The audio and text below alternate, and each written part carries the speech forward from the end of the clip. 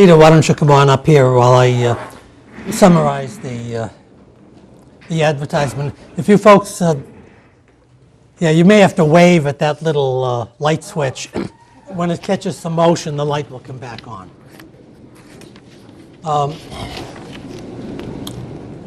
We want to call to order this April 16th, the hearing of the Board of Appeals. The first matter before us is the application of Michael DeCita. The application is dated February 11th, 2015, and Mr. DeCita seeks to get permission to build a 4-foot by 38-foot deck extension at the rear of his single-family residence, which is located at 14 Cantwell Road in Milton.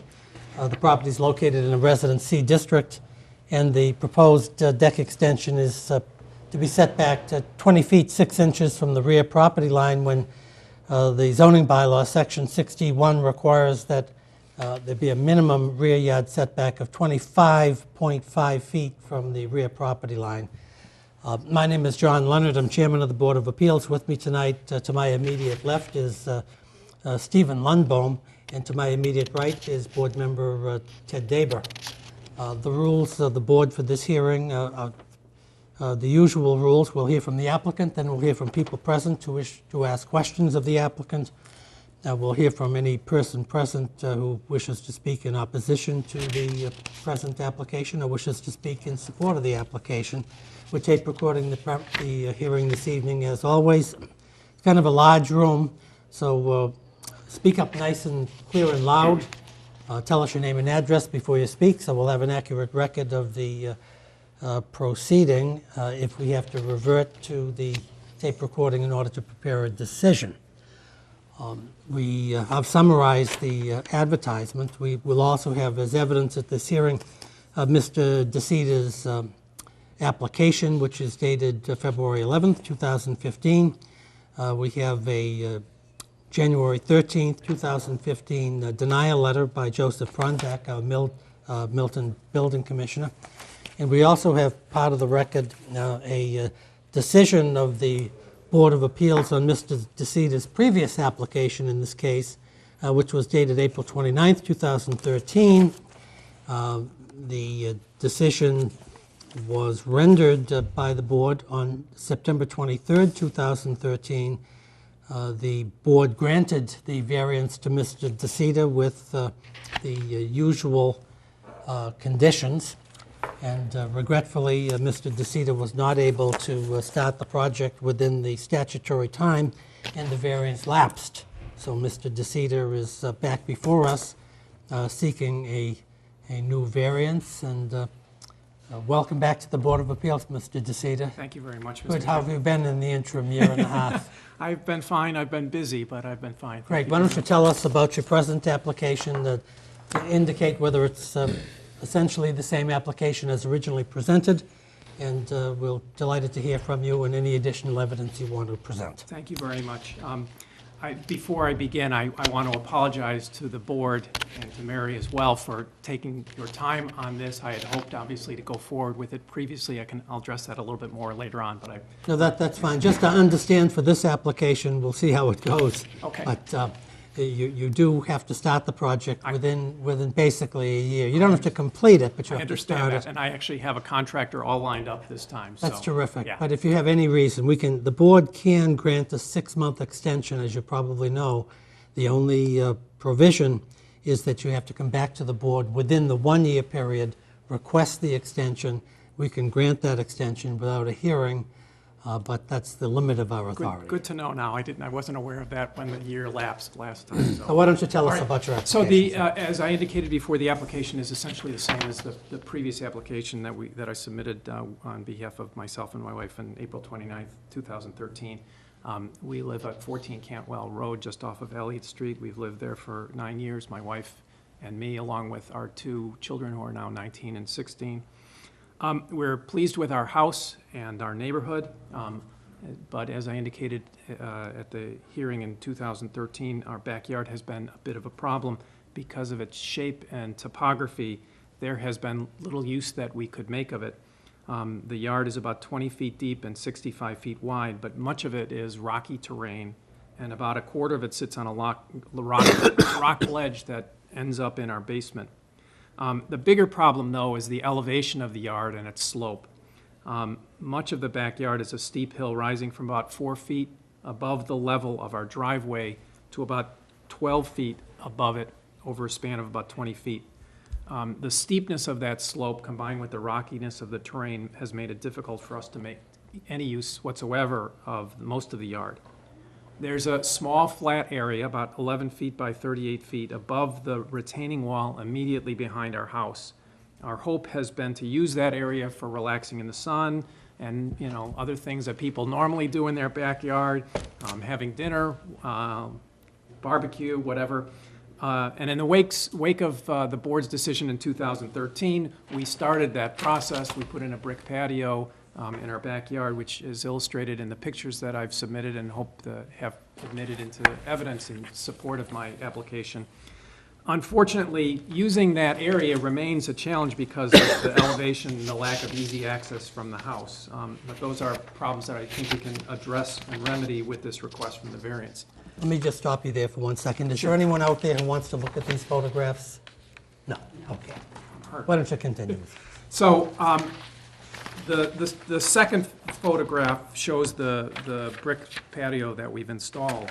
And you can see from the other photographs on page 3 that the rest of the terrain is pretty not all that easy to use. Rocky, steep slope.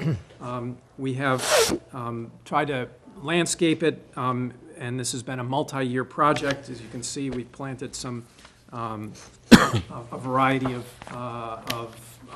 ground cover. There's more that's been planted, that's going to be planted this year to address the erosion. But as you can see from the last of the photographs, our access to this yard is pretty limited. Right now, I put together a plank, essentially, that gets us over the moat behind our house. And our hope is to cover that part of replace the moat with an extension of our deck, which allows us easy access to the yard. Right now, it's either that or walk out towards the front of the house and loop all the way back around the house to get to the deck. So the second floor of our house already juts out 3 feet beyond the foundation wall. And what we're looking for would essentially be a 1-foot extension of the total footprint of the house.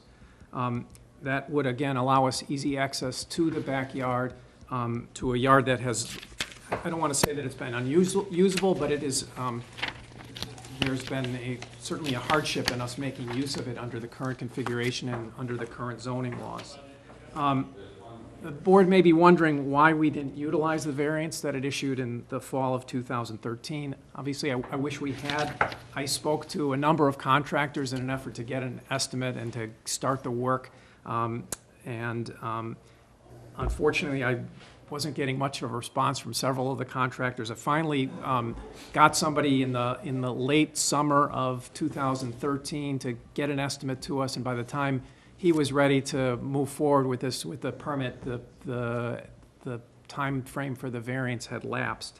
But our inability to get the work done in the first go-around I would hope the board would not view that as anything other than a reflection of the challenges that homeowners sometimes face with getting smaller construction projects completed. It's not always easy to find contractors to do smaller projects of this sort.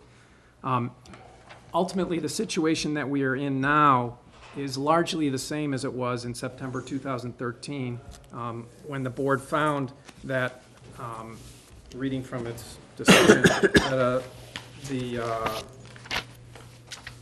a literal enforcement of the zoning bylaws would involve substantial hardship to us and us not being able to construct the extension of the deck, that no detriment to the public good is involved, and that the extension would not derogate from the intent or purpose of the zoning bylaws, and that there was no nearby property which would be substantially adversely affected. The only real change has been the addition of the brick patio, to the best of my recollection, and the other change, I suppose, is that in keeping with the board's 2013 decision, we have maintained and actually supplemented plantings that along the bank to guard against erosion on our property and to protect the fences and property belonging to our neighbor on Wall Street. So for all those reasons, I respectfully ask that the board grant a variance to permit us to build this modest extension of the deck behind our house, and welcome any questions that the board may have. Great, thank you, Mr. DeCita. Mr. Daba, do you have any questions?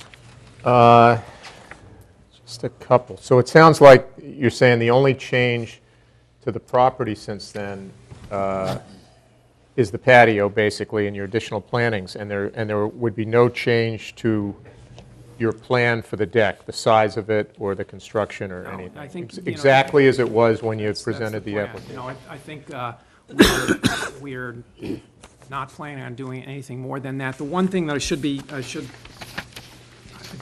think, one thing that we did was complete the retaining wall. I don't know if I don't remember whether the retaining wall was done at the time. It was the bulk of the retaining wall was done, but there was a gap right where that little jerry-rigged bridge is right now. I think that may have been done after the extension, or after the variance was granted. But otherwise, no, we're not going to be doing anything more than what we proposed in 2013. Okay, and I think you said, and I apologize for asking this again, correct me if I'm wrong, but you're basically extending the footprint of the first floor out to where it already is in the second floor. The 1 foot beyond the footprint One of foot the beyond? second Okay. floor, yes. And that was what you were going to do last time, too? That's Yeah. correct, yes. Okay. I want to be crystal clear, though. The footprint of the house, obviously, is just at the house level. The extension is includes the deck. Right. So, but in terms of the depth of the line that we're going back, it's only a foot further than the current footprint. Has there been any discussion with any of the neighbors about this? I mean, we had prior discussions, but I have been swamped at work. And Yeah, not this time? Not this time, no. Okay. I don't have any further questions. Mr. Longbow, please. I don't have any questions, Mr. Okay, I Chairman. don't have any questions of Mr. DeCita. Thank you for your presentation. Is there anybody present this evening who has questions of Mr. DeCita regarding this application? Is there anyone present who wishes to speak in favor or in opposition to this variance request? And the record will indicate there's no such person present. So, Mr. DeCita, unless you have something else to add? I do not. Okay, it's always wise to quit when you're ahead. What we'll do is end the evidence portion of this hearing and discuss the application as we're required to do so under the open meeting law at the present time. Mr. Daba, please. Well, I read the prior decision. This was acted on before, and the presentation was very good, Mr. DeCita, and the same factors, as far as I'm concerned, apply this time as applied last time, and it is certainly something that you've shown a real need to and a real hardship if you can't do it. And my inclination would be to basically grant the same variance with subject to the same conditions as last time. Mr. Lundbaum. Right, I agree. Sometimes these things happen with these variances expiring. Life gets in the way, so to speak. It is a very difficult rear yard you're dealing with there. But overall, I think it obviously has merit with what you're trying to do here. And I think your representation that you would continue that condition that we had the first time with maintaining that slope. No problem with that. All in all, I would vote in favor of the application, Mr. Chairman. Okay, I thought Mr. DeCita made an excellent presentation. It was a very mature and reflective presentation. I've read the decision of the Board of Appeals, which is exceptionally well written. I agree. I honestly think that this type of issue, it's not unusual. This is a small project, as you note, and the contractor has to be either somebody who deals with quarries or some type of dramatic topographical issues. So it's not a popular project that somebody is going to try to beat the door down to get this particular job. If any property in recent memory meets the variance standards of topographical issues, it's your particular property, and I I honestly say, and I don't mean this as a criticism place, that the property in its present condition with this little,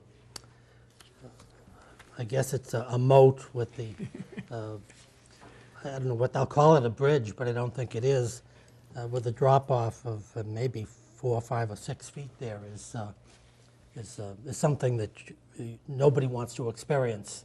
So, and thankfully nobody's been hurt using your backyard. So I intend to also vote for this variance, and we'll try to write the variance as quickly as we can so that you can have your contractor who's waiting in the street start to work on this project, and you won't be jeopardizing this variance for your family. So all those in favor of granting this variance application of Mr. DeCita with the conditions that were imposed on the earlier 2013 decision, say aye. Aye. Aye.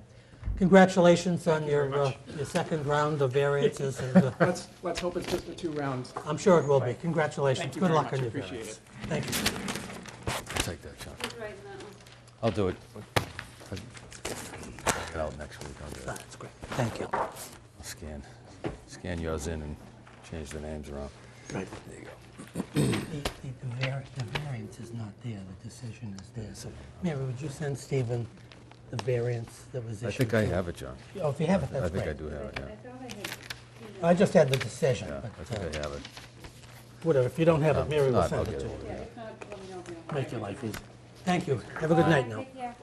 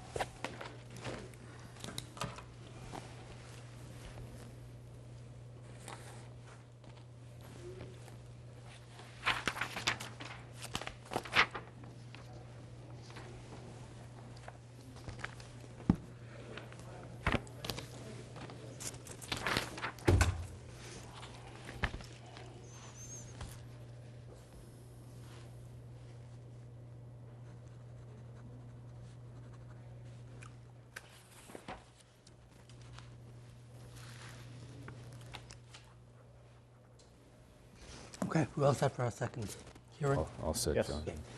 Let's call to order our second hearing. This is the application of Kevin McDonald. Mr. McDonald, you want to come up here? You can bring any family member you want. While you're settling in, I'll just summarize the application. This is the application of Kevin McDonald, who lives at 26 Glendale Road in Milton, Massachusetts. He's seeking variances, 3 variances from the terms of section 5A1, 6B1, and 6C1. The premises of Mr. and Mrs. McDonald located in the Residence C district. Section 5A1 limits structures to 2.5 stories, but in this case, a basement is counted as a story when the first floor is more than 4 feet above average grade. Therefore, the present house is considered 2.5 stories, and in addition, with the addition would be 3.5 stories, so a variance is required under 5A1. 6B1 of the bylaw requires that new buildings be set back at a minimum distance of 20 feet from the front lot line. And here the proposed addition is 15 feet 9 inches from the front property line. And section 6C1 of the bylaw requires a minimum distance of 10 feet from the side property lines. And in this case, the proposed addition is proposed to be 8 feet 8 inches from the left side property line. My name is John Leonard. I'm chairman of the Board of Appeals. With me tonight, to my immediate right, is board member Theodore Daber, and to my immediate left is board member Stephen Lundbaum. The rules of the board are going to be the same as the first hearing. We'll hear from the applicant.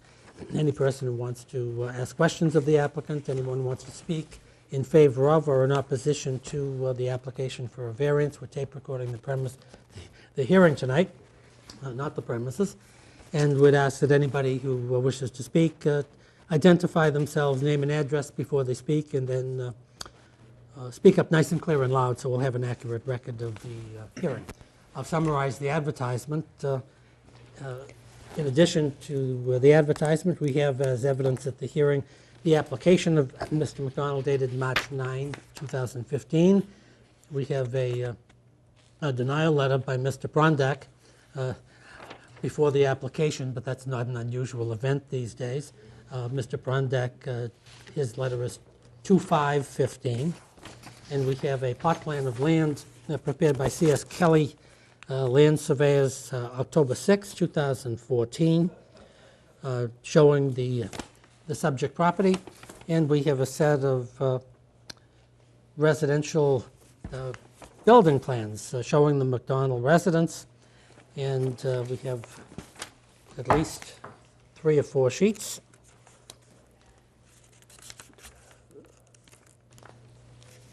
We have 5 sheets. We have a demolition plan. We have an elevation and section plan. We have a proposed floor plan, which is A1. We have proposed elevation plans, which is A2.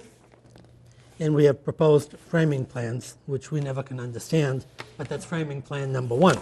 So we thank Mr. McDonald for submitting those plans. So Mr. McDonald has also submitted some other documents. Great, we have a neighbor's consent for the addition at 26 Glendale Road.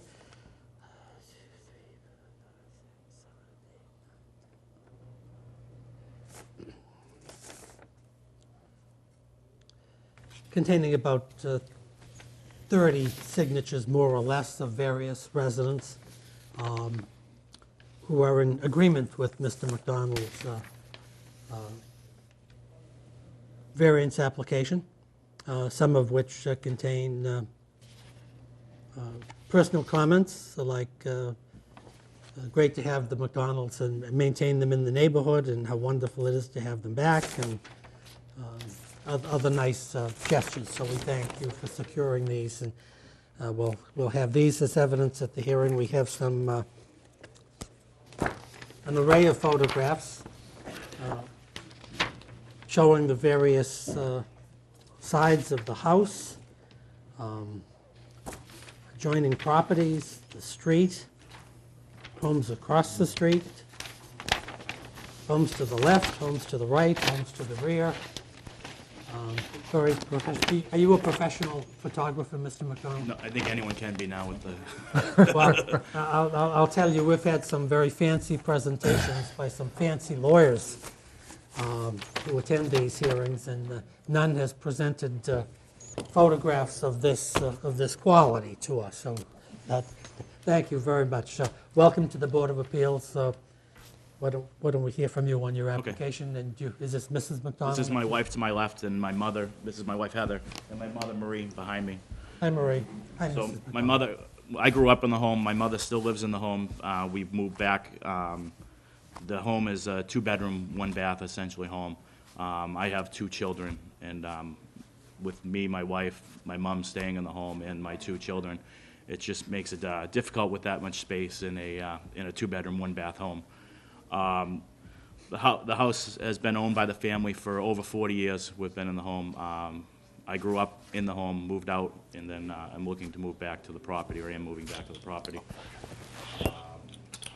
The property has, as you see from the pictures, some steep grade on one side, which gives us the height restriction under the zoning bylaw that makes it difficult for the home to, the elevation would be more difficult. The height of the property, proposed property, would not exceed the 35-foot bylaw from the rear of the building. The exterior would stay pretty much exactly the same, conforming with the same boundaries, footprints of the current home. Like we've went through and we've spoken to the neighbors around us, and we've gotten no one that we've talked to, and of course speaking to them, puts them in a tough position. But no one that we've talked to has said anything about not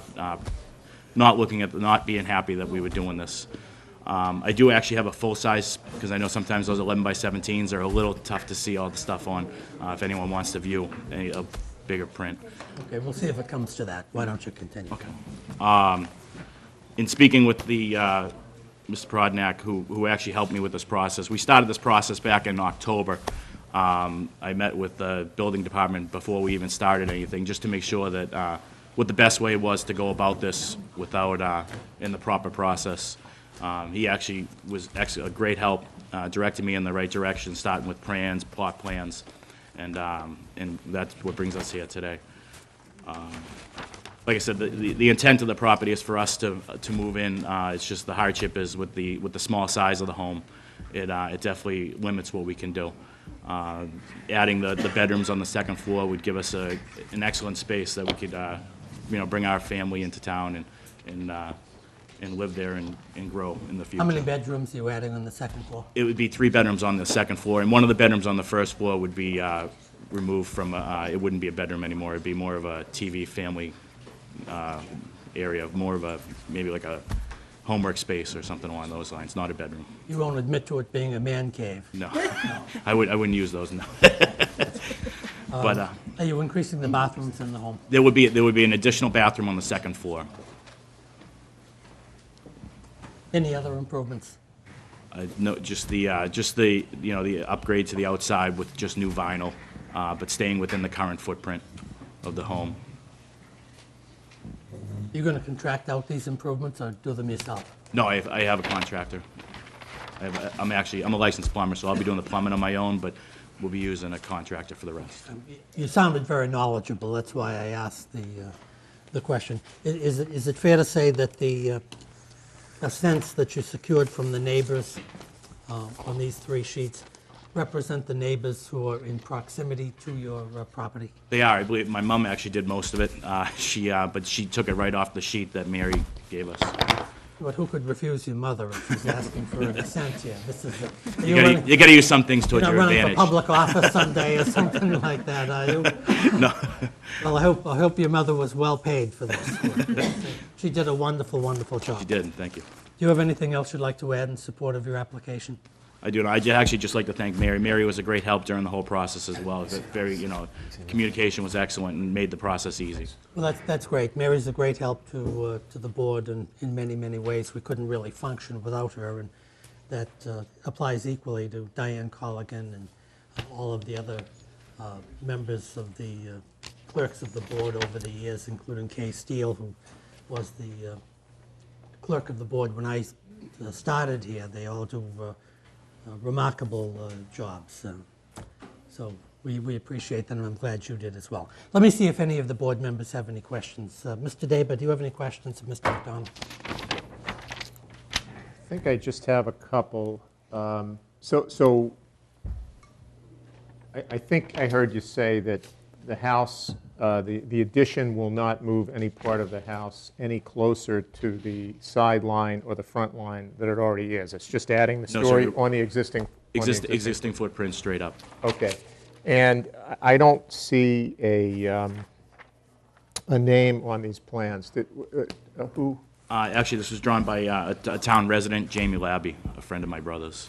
Could you, Jamie? It's James. Oh, James. Yeah, Labbe.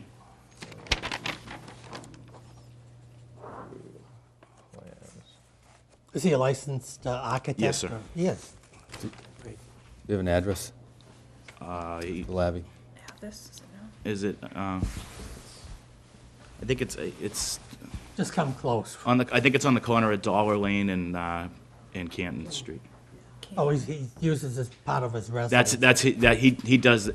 He works for a company on full time, but he did this for a favor for me. Oh, that's wonderful. Okay, so that's fine. Dollar Lane will be fine. And the color and the architecture of the addition would be totally in keeping with the existing house, is that That's correct? correct. Same style? and- Same exact. It'd be vinyl on the exterior, with an update to the front door, but staying in the same location. Just a new more energy efficient door. Okay, thank you. I have no further questions. Mr. Lundbaum, please. I don't have any questions, Mr. Chairman. I don't have any questions either, Mr. McDonald. Let's, unless you have anything else to add, let me see Is there anyone present this evening who has any questions regarding Mr. McDonald's application for variances? Okay, so the record indicates no such person present. Is there anyone present who wishes to speak in support of Mr. McDonald's variance applications? And there's no such person present. Let me ask the more ominous question. Is there anyone present this evening who wishes to speak in opposition to these variance applications? No response. So unless you have something else to add, Mr. McDonald? No, sir. Mrs. McDonald, you have nothing to add either, okay? We'll end the evidence portion of the hearing, and as we're obliged to do, discuss this application in open hearing and actually vote on it here and now. So, Mr. Lundholm, what do you have to say? Thank you, Mr. Chairman. It was a very, very good presentation. You covered all the bases. I know the neighborhood well. I think I know the house as well. And these go-up projects can be a big undertaking, but you know, there's obviously a need here for you and your family. And the fact that you got the assent of all your neighbors is very important to us. It helps our function. I think it's a good plan. It appears that it'll be a very tasteful addition, and in the overall, I would tend to vote in favor of the application, Mr. Chairman. Okay, great, thank you. Before Mr. Daber speaks, I neglected to read a letter that I just found in the papers here. It's from the Milton Housing Authority, from Brian J. Tatro, the Executive Director of the Milton Housing Authority. It's dated April 8th, 2015, to the Board of Appeals, even though it technically says Planning Board members, but we won't hold that against Mr. Tatro. It says, we're in receipt of your notice concerning a third-level addition at 26 Glendale Road. The Board of Commissioners has no objections concerning the proposed addition. So we'll just add that to the assents that your mother has provided us with. Mr. Davis, please. I agree with everything Mr. Lundbaum has said. Appears the house is already non-conforming on the front and side, and this really isn't increasing that at all. And the fact that it's treated under the ordinance as having 2.5 stories because of the difference in grade is a technical violation, which causes you problems in this case, and all you're trying to do is really add a second floor, not a third floor to your house. And again, very, very well presented. The list of consents is particularly impressive, and I'd be inclined to vote in favor. Okay. I agree to shorten it up a little bit for the reasons stated by both of my colleagues. I agree. I do think the application is very well presented. I thank Mr. Tatro for going out of his way to write this letter. It may be unsolicited, it may be solicited, I don't know. I certainly thank your mother for running around getting all of these signatures. I don't know that I could have done this, so I probably wouldn't be as persuasive as your mother would be. But you've made a nice presentation. You can tell that you're in the building trades of some kind. And the addition is certainly needed with your family, and I think this will make the property not only beneficial to your wife and your family, but also to the neighborhood, because it's going to be we always like to see older dwellings improved and updated and modernized, and that's exactly what you're doing, and that makes certain of the older sections in Milton vibrant and keeps them alive. And so I think this is a great presentation. All the neighbors assent, so I intend to vote in favor of the application. So unless you have anything further to add, all those in favor of granting Mr. McDonald the relief which he's requested, please say aye. Aye. Aye. So congratulations on your variance. I should tell you 2 or 3 things. You probably know them, but I'll say it anyway. Number one, we have to prepare a written decision. It takes us 2 or 3 weeks to do the decision. It has to be signed by us. It's filed with the town clerk. You'll get a copy of it. Even though nobody spoke in opposition to your application, there's still a technical 20-day time period within which you cannot secure your building permit. But you and your builders can deal with Mr. Prondak in the interim. There may be some demolition work, some prep work that he'll allow to be done that isn't actually the construction of the variance. So you deal with Mr. Prondak and his discretion rules there. Once the 20-day appeal period ends, you'll have a final decision. Get a certified copy of that decision. I think Mary provides it to you. And make sure that either you, your builder, or your attorney, or somebody records it with the Board of Appeal, strike it with the Registry of Deeds, so that your variance is effective. If you don't record it, you could run into a problem that the variance may technically lapse. So you've got to record it. And the last thing is make sure, and I think this is not an issue with you, but make sure you start your construction within a 1-year period. Otherwise, your variance is going to lapse, you're going to have to come back, and your mother's going to have to do the same thing she did before. We don't want that to happen. I think that basically should do it. If you need an extension, we can give you a 6-month extension if you file a request for the extension before the 1 year expires. So if whatever happens, illness, hurricanes, finances, whatever it is, if you need an extension, don't be bashful about asking for it. So congratulations on your variance and Thank good you. luck. Thank you. I'll do this one.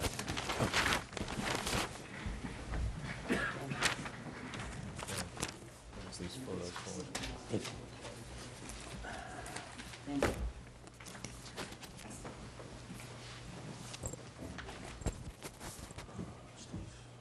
Boy, Jeff, how's it going, buddy? Good to see you. You on? How are you? Nice to see you.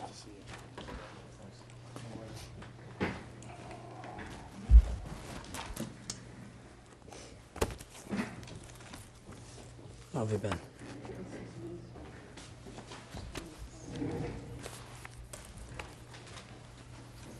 Yeah.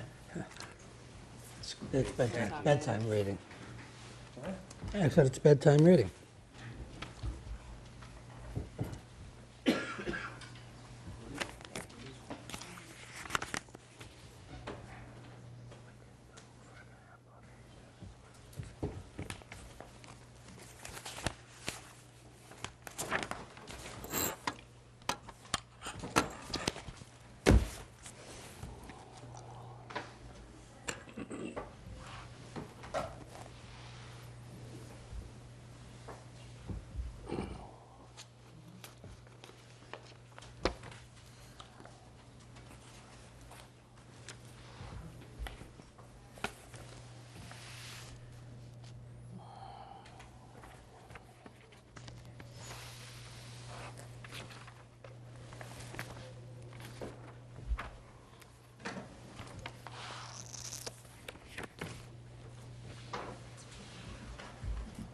You all set, Jeffrey? Ready? Stephen? I'll set you. Mr. Sheffield, we all set? Okay, great. We're going to call to order our third hearing. This is the 8 o'clock hearing at about 8:08, which isn't bad for us. This is the application of Historic New England, dated March 11, 2015, seeking 4 special permits. The applicant is a 501c3 charitable institution and owns the property at 1424, 1426 Canton Avenue, which is the historic East Estate. 2 buildings on the site are pre-existing non-conforming structures, and the applicant is proposing to create an architectural museum with supporting office space and a study center, and make the property open and available to the public. The property is in a residential area and zoning district, and the applicant 4 special permits, which I'll just summarize here.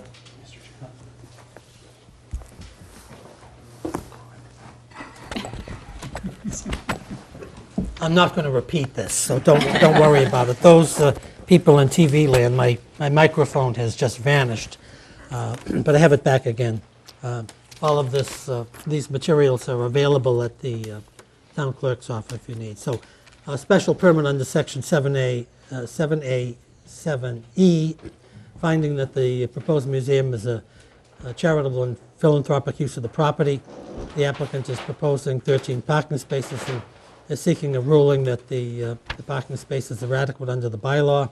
The applicant is seeking a special permit authorizing alterations to the pre-existing non-conforming structures due to the height being over 35 feet and a gatehouse having slightly inadequate front setback requirements. And the special permit under section 4A, to allow certain yards of crushed stone to be brought onto the property and certain amounts of cubic yards of materials to be removed from the property in order to construct a new entrance and parking areas.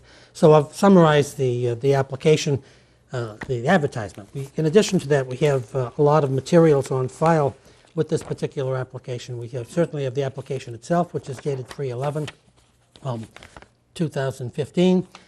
We have a letter from Mr. Robert J. Sheffield of Adams Street in Milton, representing the applicant to the Board of Appeals. That's dated March 10th, 2015, enclosing a lot of materials, brochures, historic New England brochures showing their multiple properties, plans for the property, and the renovation of the property. They're too numerous to recite, but they're prepared by, looks like CBL Consulting LLC of Burlington, Massachusetts, in multiple sheets. And we have the denial letter by Mr. Prondak. It's dated March 4th, 2015. As I indicated at in the first and second hearing, my name is John Leonard. I'm chairman of the Board of Appeals. To my immediate left is board member Stephen Lundbohm. To my immediate right is board members Ted Daber. We'll first hear from the applicant. We'll hear from people who have questions of the applicant. We'll hear from people who wish to speak in support of the application, as well as anyone who wishes to speak in opposition to the application. We're recording the proceedings as always, so we'd ask that before anyone speaks, tell us your name and address, speak up nice and clear and loud so we'll have an accurate record of these proceedings if we have to revert to the tape recording in order to prepare a decision. With all of that as a rather lengthy wind-up, Attorney Robert Sheffield is here representing the applicant. Welcome back to the Board of Appeals, Mr. Sheffield. It's good to see you again. Thank you, Mr. Chairman. Thank you, members of the board. I am very, very pleased to represent Historic New England, who acquired this roughly 80-acre site and will maintain it in perpetuity, and it's a situation where Historic New England currently has 36 preservation sites in New England, and this will be the 37th. We are asking here for 4 separate special permits. One is a determination that this is a philanthropic use, and I think that should be clear. The second one would be a determination that we have a minimum of 13 parking spaces behind the gatehouse and 48 parking spaces behind the museum property. A third permit would be to allow the modifications to be made to pre-existing non-conforming properties insofar as both of the structures are violative of the current zoning bylaw. And finally, to allow the bringing on crushed stone for the parking lot and also our new driveway entrance, as well as removal of a de minimis amount of land from the property. I want to introduce the team with me. I have Diane Vieira, who is the Chief Operating Officer and excuse me, the Chief Operating Officer of Historic New England. I have been. She's your boss, Mr. Sheffield. Pardon me? She's your boss. She's my boss, Okay. that's right. Right. Ben Havlick is here, Haavik, He's a preservation specialist for historic New England. We have Steve Gavin, who is with Semiotis Consultants that are civil engineers and surveyors. We have Jonathan Austin, who is principal of Austin Architect. And finally, Sean Kelly, who is with Vanessa and Associates, who are traffic engineers. So I think we will be able to answer any question that comes up. And I would first like to recognize Diane Vieira, who will discuss what types of programmatic activities will be conducted at the site. Thank you very much. Ms. Vieira, before you begin your presentation, Mr. Sheffield, you sound worse than I do. I'm sorry about I that. have some Robitussin cough drops. Would you like one? Thank you, but I may need some later. They work wonders. If you want one as we proceed here, don't be bashful. Thank you very much. Ms. Vieira, welcome to the Board of Appeals. Well, thank you very much for having me. If I may, I have a summary of the programs that I think might be useful for the board. I also have extras. I don't think I have enough for everyone, but there are a few extras. I could just share. Thank you.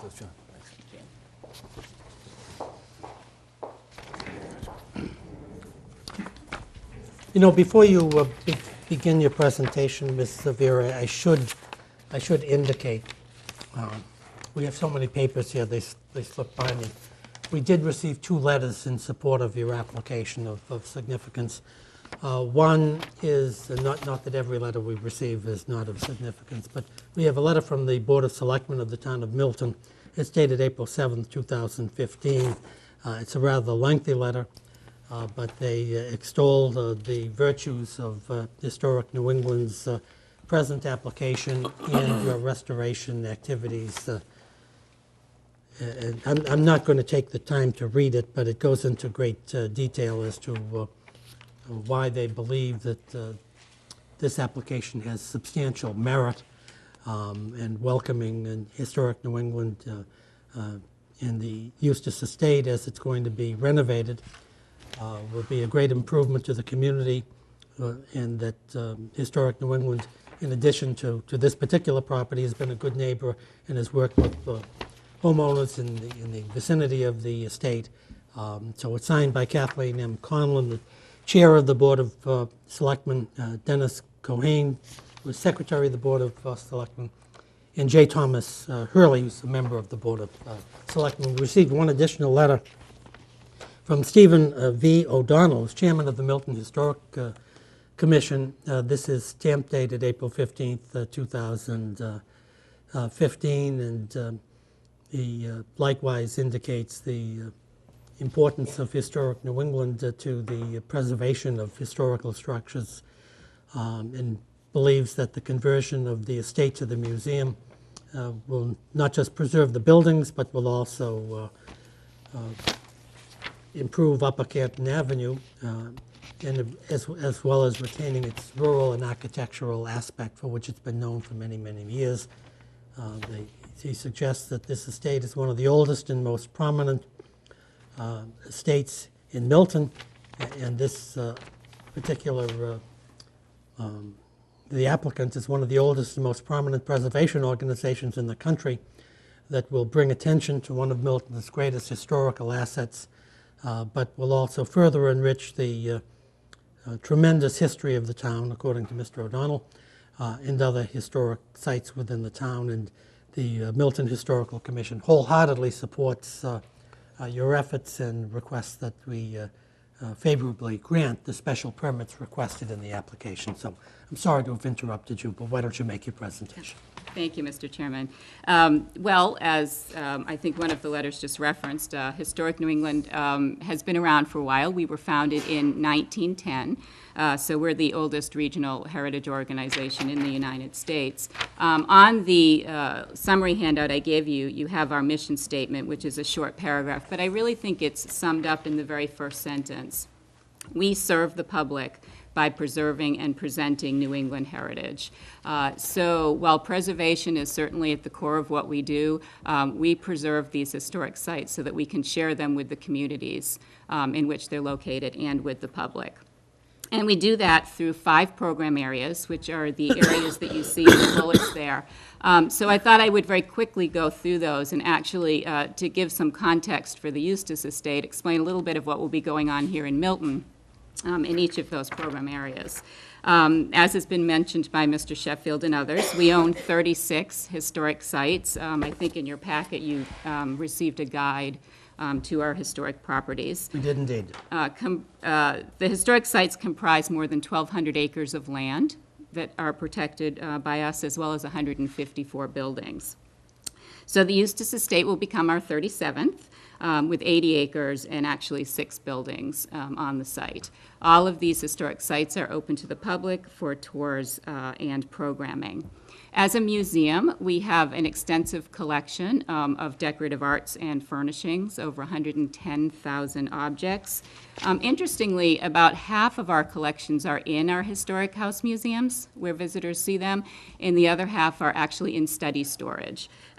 So one of the exciting things for us about the Eustis Estate is we have an opportunity to do 2 things there. One is to show some of the original furnishings that date from 1878 when the house was built. When we purchased the property, we were able to also purchase the original furnishings for 3 of the rooms. But that left several of the rooms unfurnished, so we'll be populating some of those with period-appropriate pieces. But there are 4 bed chambers on the 2nd floor that we're excited to think about turning into a changing exhibitions gallery, which means that visitors that come to the property will see rotating exhibits as they visit at different times. This allows us to get some of those collections that are in our study storage out for view, and we can also collaborate with other organizations on exhibitions too. In fact, the first one, which we've been working on now for a couple of years, and we're thinking about where to open this exhibition, is on jewelry. And that's what we're hoping to do when the Eustis Estate opens. My wife will be your first visitor. We found it's a very popular topic. The other nice thing that we'll be able to do on the 2nd floor of the Eustis Estate is to turn the library into what we're calling a resource room. It's a fabulous room, and we're going to populate that with print materials as well as some computer kiosks. So after visitors have had an opportunity to take the tour of the house, perhaps the tour of the grounds, seen the exhibition, they can sit in there, at their leisure and take a look at some additional information if they want to dig a little bit more deeply into the topics. Our 3rd program area is preservation services. We have, as you can imagine, developed a lot of expertise on taking care of historic sites over 105 years. So we think it's important to share that expertise, and there are a few ways that we do that. We have a historic homeowner membership program where members can access our staff for advice. We do a lot of preservation programming with students new to the field, as well as with the public. And we run a preservation easement program through which we protect close to 100 privately owned properties. Here in Milton, the Vappy Myers House, which is right on Canton Ave, 1400 Canton Ave, next door to the Eustis Estate, is now protected through our easement program. Education is our 4th program area. We love to introduce school children and youth to history in what we hope is a fun and interesting way. Here in Massachusetts, the Massachusetts Curriculum Framework, as many of you probably know, requires that all 3rd graders are studying local and state history, and it urges the teachers to bring students to local historic sites and museums. So we would love to see every 3rd grade student in the town of Milton come through the Eustis Estate. And also, it's often hard to engage students at the high school level, but U.S. History 2 covers 1877 forward, so the Eustis Estate time period fits nicely in that. So we're hoping that there'll be a little bit older student population as well. And then our final program area is our archives and publications. We have a very extensive archival collection of over 1 million items. It's family papers, drawings, books, photographs, manuscripts, etc. We publish some of our own books, and we're also a resource for outside researchers and authors as well.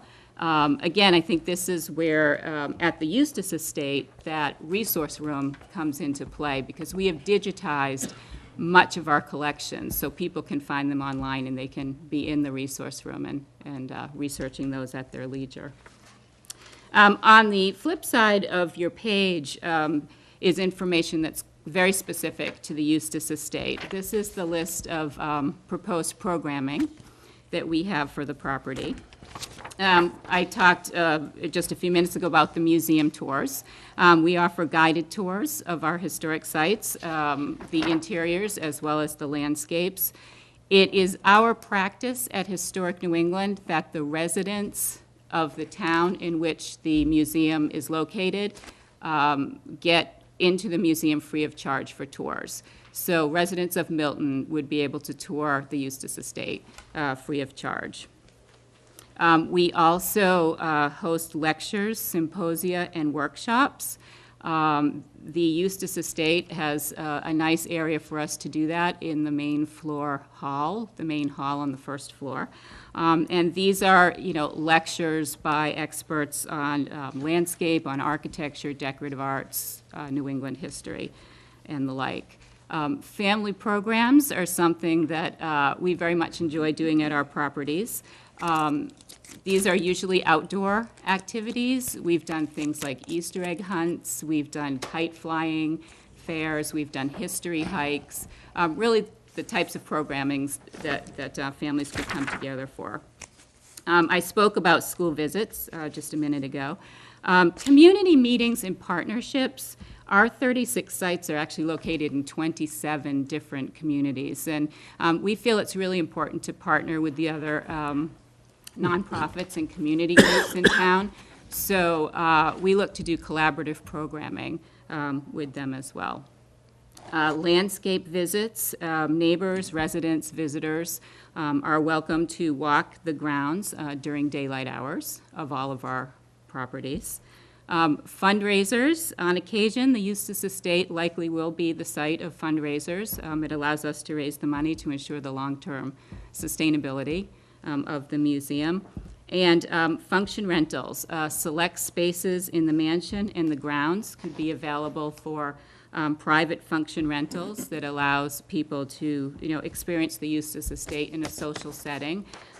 In our outreach meetings that we had with our neighbors closest to us on Chestnuts Run, the private road that we own along the Eustis Estate, we got feedback about the function rentals, and after hearing their feedback, one of the changes that we made to our plan was to voluntarily allow no more than 12 outdoor function rentals a year.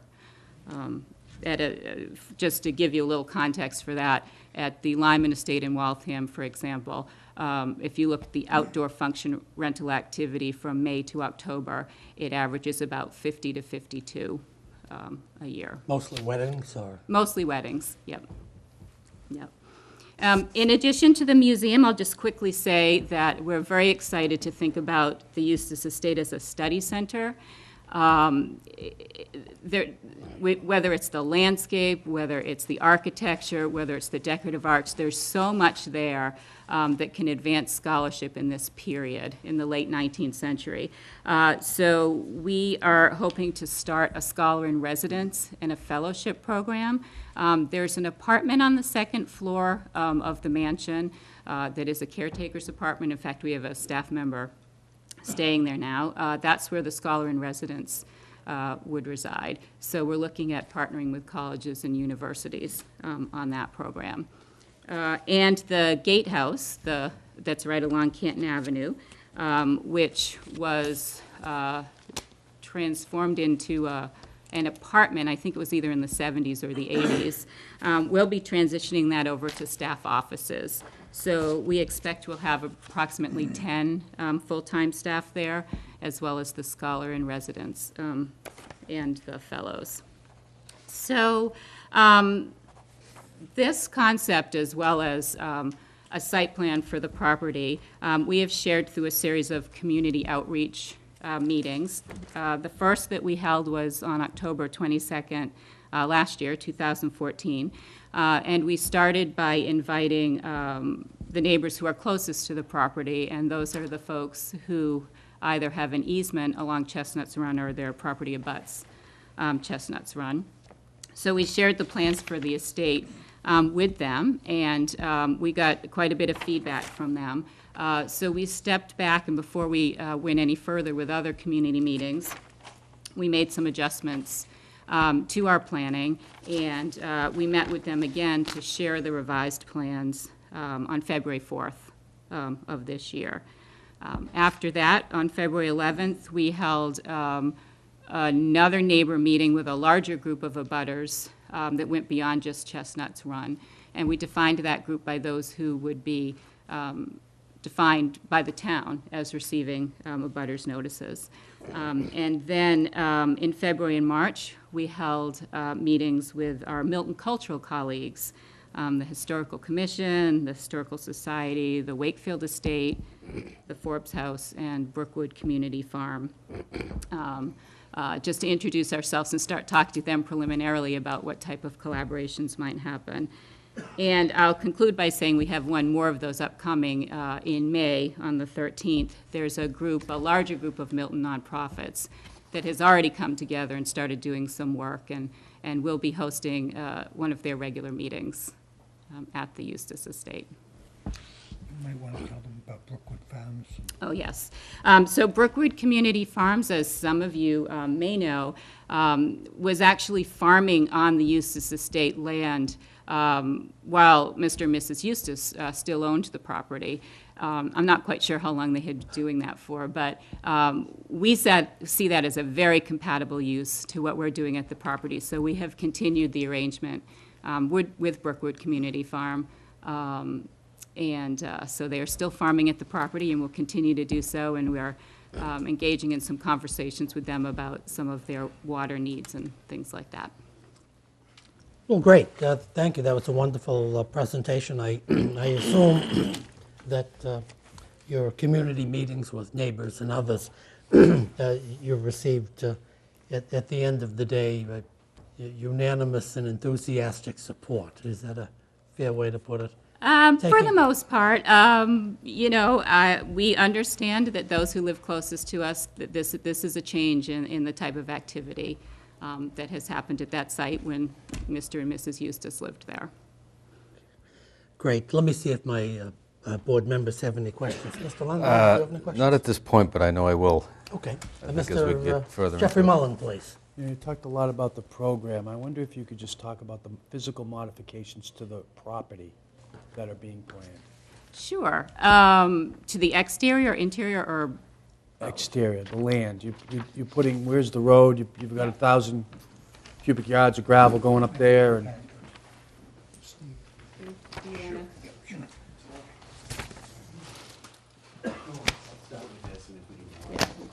Good evening, my name is Stephen Garvin. I'm a professional engineer from Seniotis Consultants. Good. Welcome to the Board of Appeals, Thank Mr. you Garvin. very much for having us before you. So the existing, and I don't know if this is a good spot for the... oh, you got to give him a mic.